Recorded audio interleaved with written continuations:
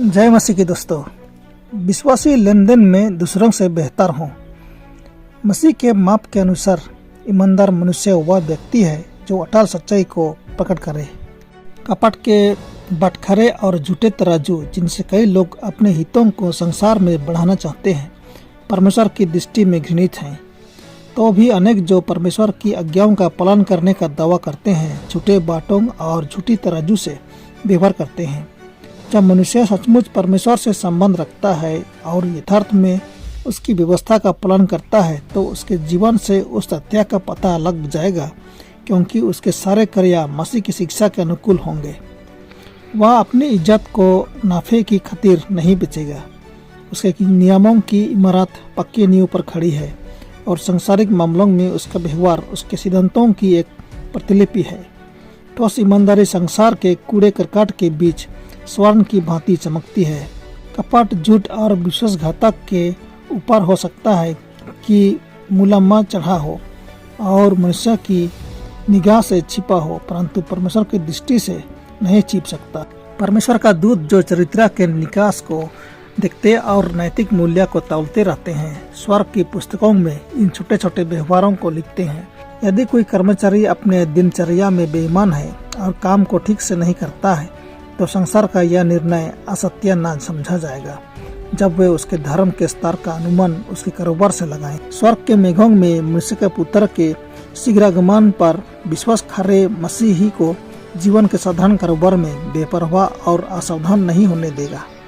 बाट जोहने वाले जो मसीह के शीघ्र प्रकट होने की राह ताक रहे हैं, आलसी न होंगे, किंतु कारोबार में परिक्रामी रहेंगे। उनका काम बेपरवाही और बेईमानी से न किया जाएगा, क्योंकि विश्वस्तता से, वेग से और पूर्णता से किया जाएगा।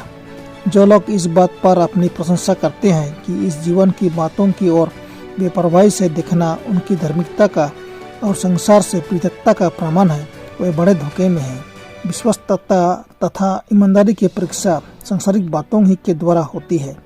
यदि वे छोटी सी छोटी बात में विश्वासी हैं, तो बड़ी बात में भी विश्वासी होंगे। यहीं पर बहुत से लोग परीक्षा में असफल रहेंगे। वे अपने चरित्र का शारीरिक बातों के प्रबंध द्वारा विकास करते हैं। अपने भाई बंधुओं के संग व्यवहार ही में वे बेईमानी, षड्यंत्र, असत्यवादिता का प्रदर्शन कर दिखाते हैं।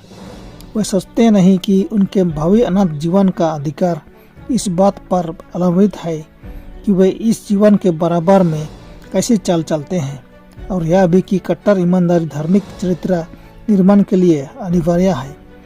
बेईमानी की अनेक विश्वासियों के गुनगुनेपन का कारण है वे मसीह से जुड़े हुए नहीं हैं, पर अपनी आत्माओं को धोखा दे रहे हैं। संसार के साथ कारोबार में मैत्री।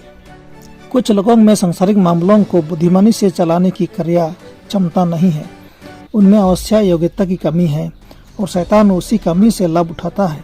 जब ऐसी हालत है तो ऐसों को अपने कर्तव्य से अज्ञात नहीं रहना चाहिए। उनको नम्रतापूर्वक अपने भाइयों से सलाह लेनी चाहिए, जिनके परामर्श पर उन्हें भरोसा करके अपनी योजना को कार्यान्वित करना चाहिए। तुम एक दूसरे का भार उठाओ, गलतियों से कर दो। कुछ लोग इतने नम्र नहीं हैं कि उनसे परामर्श लें जो अच्छा निर्णय दे सकते हैं, जब तक वे अपनी युक्तियों का अनुकरण करके किसी कठिनाई में न फंस जाए। तब वे अपने भाइयों की सलाह व निर्णय की आवश्यकता महसूस करते हैं, परंतु अब भार पहले की अपेक्षा और भी निकट हो जाता है। भाइयों को न्यायालय में नहीं जाना चाहिए। यदि किसी प्रकार संभव हो तो इस प्रकार वे शत्रु को मौका देते हैं कि वह उन्हें फंसावे और व्याकुल करे। बेहतर होगा कि वे हानि उठाकर किसी समझौते तक पहुंच जाएं। परमेश्वर अपने लोगों से अत्यंत अप्रसन्न है, क्योंकि वे अविश्वासियों के लिए जमीन ठहरते हैं। तुझे इन पदों की ओर आकर्षित किया गया जो लोग हाथ पर हाथ मारते और ऋणियों के उत्तरदायी होते हैं, उनमें तू ना होना। नीति वचन 22:26। जो परदेशी का उत्तरदायी होता है वह बड़ा दुख उठाता है, परंतु जो उत्तरदायित्व से घृणा करता वह निडर रहता है। नीति वचन 11:15। बेईमान भंडारी वे दूसरे की वस्तु को गिरव रखते हैं, अर्थात अपने स्वर्गीय पिता की वस्तु को। शैतान उसको उनके हाथों से छीनने के लिए अपनी संतान को सहायता देने को तैयार खड़ा रहता है।